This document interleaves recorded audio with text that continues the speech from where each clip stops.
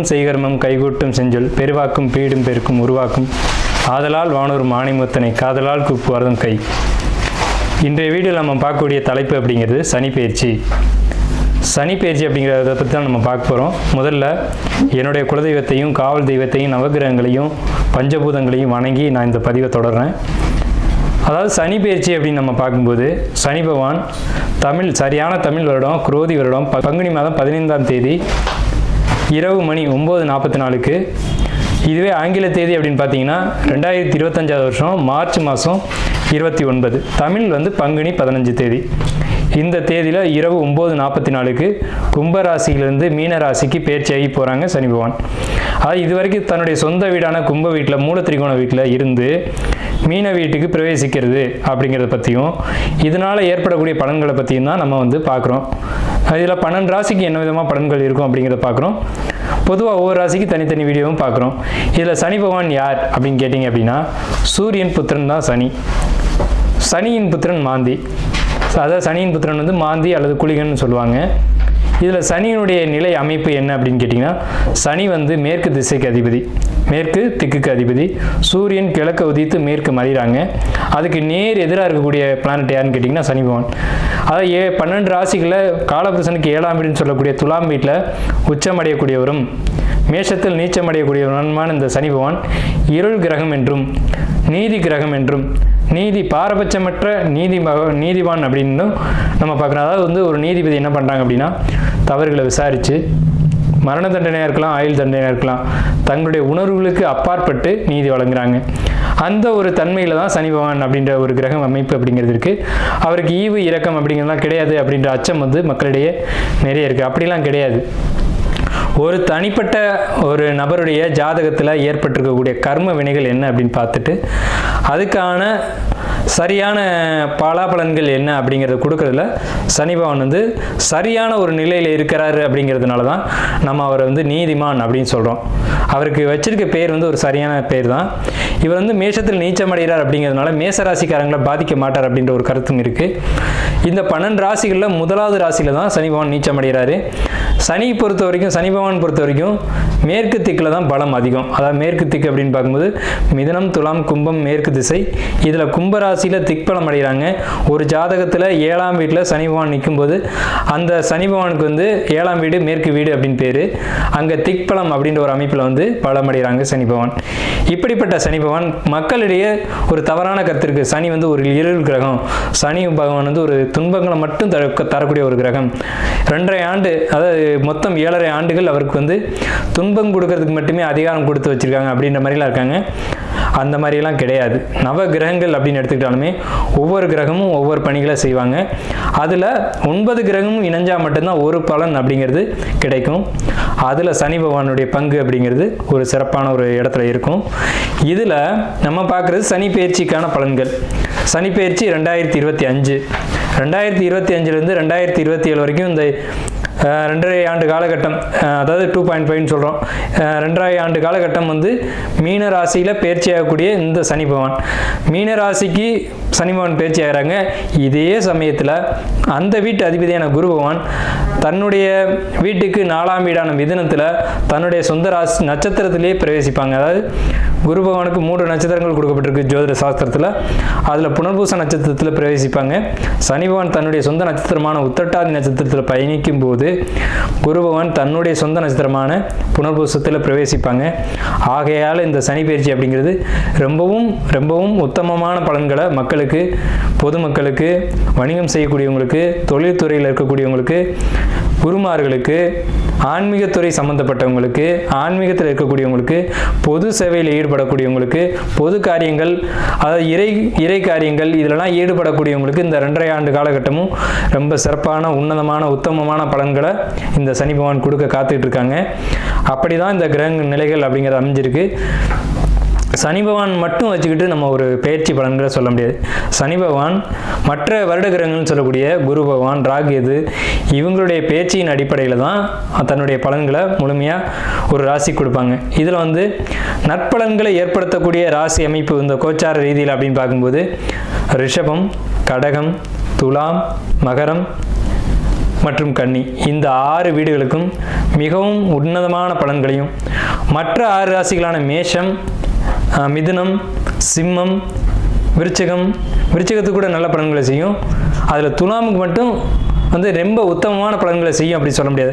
ஆனால் விருச்சிக ராசிக்கு அதிக நட்பலன்களை தரும், மகரத்துக்கு உன்னத பலன்களை தரும், கும்பத்துக்கு இதுவரைக்கும் இருந்த கஷ்டங்கள் குறைஞ்சி இனி நல்ல ஒரு காலகட்டம் அப்படிங்கிறது இந்த சனி பெயர்ச்சியில் உங்களுக்கு கண்டிப்பாக கிடைக்கும். இந்த 6 ராசிகளுக்கு, அதாவது மேஷ ராசிக்கு துன்பம் அப்படின்னு எடுத்துட்டா கூட ரிஷப ராசிக்கு நல்லா இருக்கு, கடக ராசிக்கு நல்லா இருக்கு, துலா ராசிக்கு காட்டிலும் விருச்சிக ராசிக்கு நல்லா இருக்கு, கன்னி ராசிக்கு நல்லா இருக்கு, மகர ராசிக்கு நல்லா இருக்கு. இந்த 6 ராசிகளுக்கும் நட்பலன்களும், மற்ற 6 ராசிகளுக்கு பெரிய கெடுதல் இல்லை அப்படின்ற ஒரு நல்ல வார்த்தையை சொல்லி நம்ம வீடியோக்குள்ளே போகலாம். பூர நட்சத்திரக்காரங்க சிம்மத்தில் 2வது நட்சத்திரம் பூர நட்சத்திரம், அதாவது முதல் பாதி 4 பாதங்களும் கம்ப்ளீட்டாக மக நட்சத்திரம் இருக்கும், 2வது 4 பாதங்களும் பூர நட்சத்திரம் இருக்கும். அது மகமும் உடையாது, பூரமும் உடையாது. இந்த உடைப்படாத இந்த சுக்கிரனுடைய நட்சத்திரமான பூர நட்சத்திரக்காரங்களுக்கு எப்போவுமே பிறருடைய உழைப்பில் நீங்கள் வாழக்கூடிய ஒரு அமைப்பு அப்படிங்கிறது இயல்பாகவே உங்களுக்கு உண்டு. ஸோ இந்த அஷ்டம சனி உங்களை பாதிக்குமா அப்படின்னா நிச்சயமாக உங்களுக்கு பாதிக்காது. ஏன்னா உங்களுக்கு கோச்சார கிரகங்களுடைய அமைப்பு ரொம்ப பாசிட்டிவாக இருக்குது. இதுக்கு முன்னாடி பூர நட்சத்திரக்காரங்க வம்பு, வழக்கு, சண்டை இதெல்லாம் சந்திச்சிருக்கீங்க, அதெல்லாம் எனக்கு தெரியுது.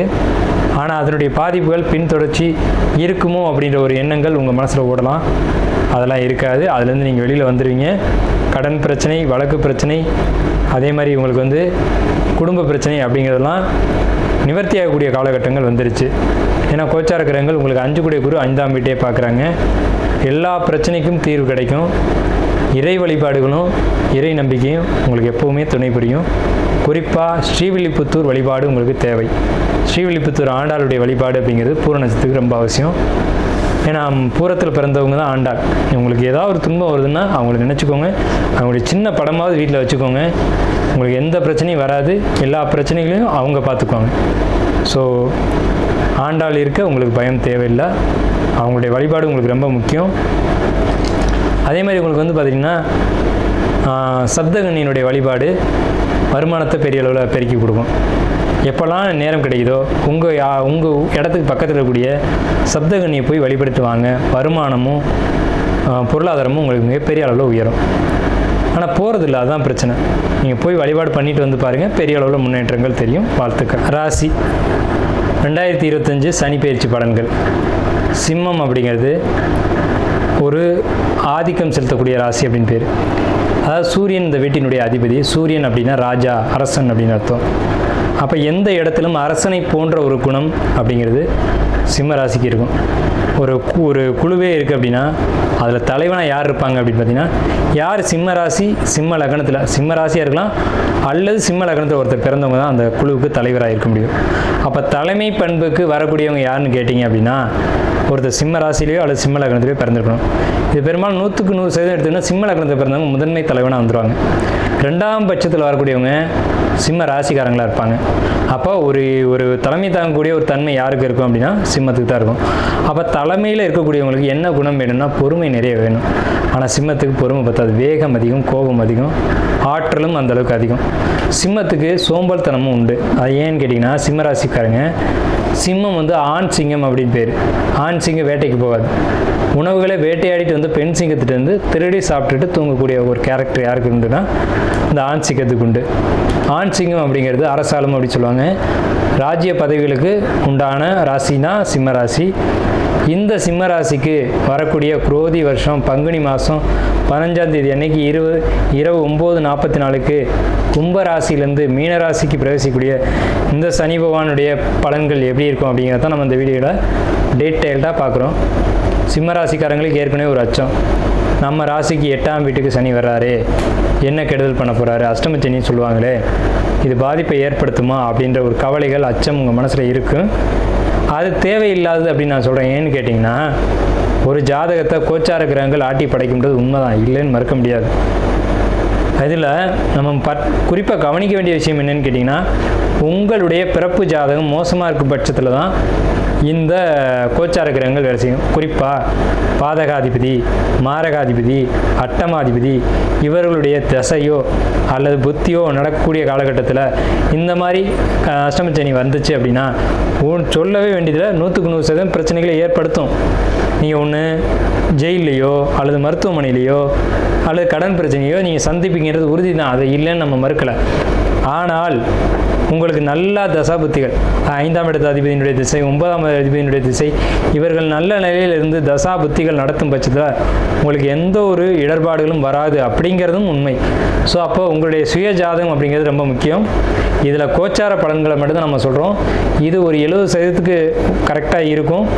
ஒரு 30% பலன்கள் மாறுபடுறதுக்கான காரணம் பிறப்பு ஜாதகம் தான் காரணம். அதனால் என்ன கேட்டுக்கிறோம் அப்படின்னம்னா, உங்களுடைய சுய ஜாதகத்தை உங்களுடைய ஆஸ்தான ஜோசியர்கள்ட்டையோ அல்லது எங்களை மாதிரி ஜோசியர்கள்ட்டையோ அணுகி ஒரு முறைக்கு இருமுறை உங்களுடைய பலனை தெளிவாக கணித்து தெரிஞ்சுக்கிட்டு, ரொம்ப கணிதங்கள்லாம் ஜோதிடத்தில் நிறைய உண்டு, தெளிவாக கணித்து பார்த்துக்கிட்டு நீங்கள் நடக்கிறது அப்படிங்கிறது ஒரு சிறந்த வழிகாட்டுதலாக இருக்கும் அப்படின்னு நம்ம கருதுகிறோம்.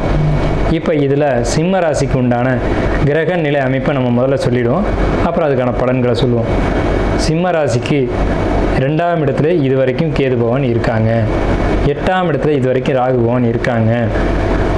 இதனால் என்ன நன்மை தீமை அப்படின்னு கேட்டிங்கன்னா, 8ஆம் இடம்ன்றது மறைமுக விஷயங்கள். இது வரைக்கும் உங்களுடைய தெய்வங்கள் உங்கள்கிட்ட இருந்த அமானுஷ சக்திகள் எல்லாம் இது வரைக்கும் வெளிப்படாமல் இருந்திருக்கும். ஆனால் இந்த காலகட்டங்களில் வெளிப்பட்டிருக்கும்.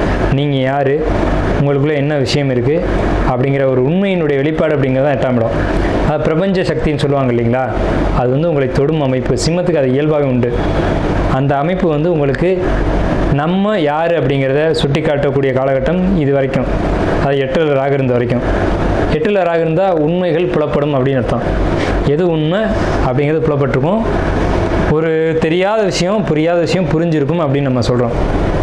அதே நேரத்தில் மே மாதம் 18ஆம் தேதிக்கு மேலே 7ஆம் இடத்துக்கு ராகு வர்றாங்க. சிம்மத்துக்கு 7ஆம் இடம் அப்படிங்கிறது மாரகஸ்தானம் பேர். 2ஆம் இடத்துல மாரகஸ்தானத்தில் இப்போ கேது இருக்காங்க. இவங்க பயிற்சியாகி சிம்மத்துக்கு கேது வருவாங்க. இந்த பயிற்சி உங்களுக்கு மட்டும் இல்லை, பொதுவிலே நம்ம சொல்கிறோம், மிக மிக மிக மிக உன்னதமான ஒரு அமைப்பு. மாரகஸ்தானத்தில் கேது இருப்பது சிறப்பு அல்ல, மரணத்துக்கு இணையான கண்டங்களை கொடுத்திருக்கும். சிம்மராசிக்கு விபத்துக்கள் ஏதாவது ஏற்பட்டிருந்துக்கலாம், விபத்துக்கள்லேருந்து நீங்கள் தப்பிச்சுக்கலாம். உடல் ரீதியாகவோ அல்லது விபத்துக்களாகவோ அது நடந்திருக்கும். சரிங்களா? 8ஆம் இடம்ன்றது மறைமுக விஷயங்கள் அல்லது விபத்து, ஆக்சிடென்ட்டு, இது மாதிரியான ஏதாவது ஒரு துன்பங்கள் ஏற்பட்டிருக்கும். சிம்மம் இதை கடக்காமல் வந்திருக்க முடியாது. இரத்த காயங்களையோ அல்லது ரத்தம் சம்மந்தப்பட்ட உடல் பாதிப்புகளையோ இதுக்கு முன்னாடி நீங்கள் சந்திச்சிங்க அப்படின்றத சொல்லிவிட்டு, இனி என்ன நடக்கும் அப்படின்னு பார்க்கும்போது, இனி உங்களுக்கு குரு பகவானுடைய பார்வை உங்களுக்கு 2ஆம் இடத்தை மாரகஸ்தானத்தை பார்ப்பதால் இது முடிச்சு. குரு பெயர்ச்சி மே மாதம் 18ஆம் தேதி.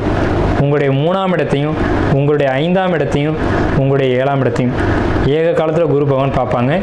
உங்கள் ராசிக்கு 11ஆம் இடத்துக்கு பெயர்ச்சியாகி குரு பகவான் எங்கே வர்றாங்க? உங்கள் ராசிக்கு 11ன்றது வெற்றி, ஜெயம், லாபம் அப்படிங்கிற ஒரு அமைப்பு. வெற்றி, ஜெயம், லாபம் அப்படின்ற ஒரு இடத்துக்கு குரு பகவான் வரும்போது, குரு பகவான் 11ஆம் இடத்துலேருந்து தன் வீட்டை 7ஆம் பார்வையாக 5ஆம் இடத்தை பார்ப்பார். சிம்மத்துக்கு அஷ்டமச்சனியை ஆஃப் பண்ணக்கூடிய விஷயந்தான் இது. அஷ்டமச்சனியும் கவலைப்படுறீங்க இல்லையா? அப்படி விஷயம் உங்களுக்கு நடக்க போகிறதே இல்லை. கிட்டத்தட்ட 15 மாத காலகட்டங்கள் குரு பகவான் தன்னுடைய கட்டுப்பாட்டில் இந்த அஷ்டமச்சனியை வச்சுருக்க போகிறார். அப்படிங்கிறதான் சிம்மத்துக்கு நம்ம சொல்கிற மிகப்பெரிய உண்மை. 15 மாத காலகட்டங்களுக்கு உங்களுக்கு அஷ்டமச்சனி கிட்ட நெருங்காது. சிம்மத்தை பொறுத்த வரைக்கும் முன்னெச்சரிக்கையாக நம்ம சொல்லக்கூடிய விஷயம், சுப விரய செலவுகளை ஏற்படுத்திக்கோங்க. திருமணம், இடம் வாங்குதல், வீடு கட்டுதல் போன்ற விஷயங்களை நீங்கள் உங்களுக்கு ஏற்படுத்தி கொண்டே ஆக வேண்டும். நீங்கள் விரும்பினாலும் விரும்பாட்டியும் இது உங்களுக்கு கிடைச்சே தீரும். இடம் வாங்கி போட்டுருங்க சார், வீடு கட்டலை சார், கண்டிப்பாக கட்டிடுவீங்க. அதே மாதிரி வீடு கட்டி திருமணம் நடக்கக்கூடிய அமைப்பு, திருமணத்துக்கு பின்னாடி சுப விரய செலவுகள், அதாவது வீடு கட்டி அந்த வீட்டுக்கு புதுசாக குடி போகிறதா இருக்கட்டும், சுப விரயங்கள் உறுதியாக உங்களுக்கு காத்துக்கிட்டு இருக்கு. ஏன்னா 5ஆம் இடம்ன்றது மன மகிழ்ச்சியை சுட்டி காட்டும். சிம்மத்துக்கு 5ஆம் வீட்டை தான் குரு பகவான் பார்க்குறாரு. அப்போ உங்களுக்கு மனசு சந்தோஷமான ஒரு நிகழ்வு அப்படிங்கிறது நிச்சயமாக நடக்க போகிறது உறுதி. இது யாராலையும் மாற்ற முடியாது. என்னுடைய கருத்து இதுதான். என்னுடைய கருத்தில் நான் ஸ்ட்ராங்காக இருக்கேன். இப்படி தான் நடக்க போகுதுன்றதை நம்ம சொல்கிறோம். உங்களுக்கு 5ஆம் இடத்தை குரு பகவான் பார்ப்பது மிகப்பெரிய மிகப்பெரிய நன்மை. என்ன நன்மைன்னு கேட்டிங்கன்னா, குடும்பத்தில் நல்ல விஷயம் நடக்க போகுது, அவ்வளோதான். ரொம்ப சூப்பராக இருக்கும். இதுக்கு முன்னாடியும் உங்களுடைய இல்லத்தில் கடந்த ஆண்டுகளில் ஒரு சுப விஷயங்கள் நடந்திருக்கும். நான் சொல்கிறது உண்மைங்கிறதுக்காக இதை சொல்கிறேன். கடந்த காலகட்டங்களில் அந்த மாதிரி ஒரு சுப நிகழ்ச்சிகள் நடந்திருக்கும். அதை ஆதாரமாக வச்சுக்கிட்டு எதிர்காலத்தில் நடக்க போகுதுன்றதை உறுதிப்படுத்திக்கோங்க அப்படின்றத உங்களுடைய கருத்துக்கே நான் விட்டுறேன். சரி, என்ன மாதிரியான சுப நிகழ்ச்சிகள்? குழந்தைங்க பெரியவன் செய்கிறதா இருக்கலாம், வீடு கட்டுறதா இருக்கலாம், பால் காய்ச்சறதா இருக்கலாம், வீடு குடி போகிறதா இருக்கலாம், புதிய வீடுகள் கட்டுவதாக இருக்கலாம், புதிய மனைகளை ஏற்படுத்துவதாக இருக்கலாம், இல்லை நமக்கு ஒரு சொத்து வர்றதா இருக்கலாம், அல்லது கட்டப்பட்ட புது வீடு வாங்கக்கூடிய யோகம். இந்த மாதிரியான யோகா அமைப்புகள் உங்களுக்கு நிச்சயம் உண்டு. தனவரவு உண்டு. சகோதர வழியில் சப்போர்ட் உண்டு. சகோதரனுக்கு திருமணம் ஆகலைன்னு காத்திருந்தீங்கன்னா அவங்களுக்கு திருமணம் நடக்கும். சகோதரனுக்கு ஏதாவது ஒரு நல்ல காரியம் நினச்சிக்கிட்டு இருந்தீங்க அப்படின்னு நடக்கும். அது என் தம்பி சார் இப்போ வீடு கட்டணும்னு நினைக்கிறான் சார் அப்படின்னு நீங்கள் எதிர்பார்த்தீங்கன்னா கண்டிப்பாக வீடு கட்டக்கூடிய அமைப்பு அவருக்கு கொடுக்கும். உங்களுடைய கிரகம் அவருக்கு அந்த யோகத்தை கொடுக்கும். சரிங்களா? அதே மாதிரி அவருக்கு ஒரு நல்ல காரியம் நடக்கிறதா இருக்கலாம். என்னோடய தம்பி அல்லது என்னுடைய அண்ணன் குழந்தை இல்லாமல் இருக்காங்க அப்படின்னு நீங்கள் நினச்சிங்கன்னா உங்கள் குடும்பத்தில் இருக்கக்கூடிய அந்த உங்கள் குடும்ப உறுப்பினரான உங்கள் சகோதரத்துக்கு குழந்தை வாரிசு அப்படிங்கிறது ஏற்படும். அப்போ எனக்கு கிடைக்காதா சார் அப்படின்னு கேட்டிங்கன்னா உங்களுக்கு இருந்தால் பிரச்சனை இல்லை, அடுத்த வாரிசு உங்களுக்கு கிடைக்கும். அல்லது உங்கள் குடும்பத்தில் இருக்கக்கூடிய அண்ணன், தம்பி, சித்தப்பா இந்த உறவுகள் யாரேனும் முக்கியமான உறவுகளுக்கு அந்த மாதிரியான ஒரு பாக்கியமான ஒரு அமைப்பு உங்களுக்கு கிடைக்கும். இப்போ சொல்லக்கூடிய விஷயந்தான் ரொம்ப முக்கியமான விஷயம். உங்களுடைய குலதெய்வ வழிபாடு அப்படிங்கிறது இந்த ஆண்டு நிச்சயமாக நடக்கும். சனி தான் பழமையான தெய்வங்களுக்கு அதிகாரி. உங்களுடைய குலதெய்வம் அப்படிங்கிறது சனி பகவான் தான். சனி பகவான் வச்சு தான் குலதெய்வத்தை எடுக்கணும். நல்லா கேட்டுக்கோங்க. ஸோ சனி பகவான் உங்கள் ராசிக்கு 8ஆம் இடம் சொல்லக்கூடிய மறைவு ஸ்தானத்தில் பயிற்சி ஆகிறார். நிச்சயமாக உங்கள் குலதெய்வத்துக்கு வழிபாடு நடக்கும். எத்தனை ஆண்டுகள் வழிபாடு நின்றிருந்தாலும் சரி, எந்த சனி பயிற்சியில் தான் நடக்கும். நடந்துக்கு பின்னாடி உங்கள் வர்க்கத்தினுடைய வளர்ச்சி அப்படிங்கிறது மிகப்பெரிய அளவில் இருக்கும். அவங்கவுங்களுடைய குலதெய்வம், குடும்ப தெய்வம், இன தெய்வம் எப்படிங்கிறதெல்லாம் வழிபாடு செஞ்சுக்கணும்.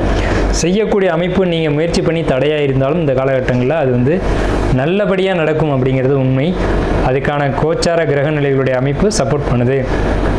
ஒருவேளை உங்களுடைய சுய ஜாதகம் அதுக்கு சப்போர்ட் பண்ணுமா அப்படின்னு தெரிஞ்சுக்கணும்னு நீங்கள் ஆசைப்பட்டீங்கன்னா தாராளமாக நீங்கள் நம்மளை கான்டாக்ட் பண்ணி அதுக்கான விஷயங்களை நீங்கள் தெரிஞ்சுக்கலாம்.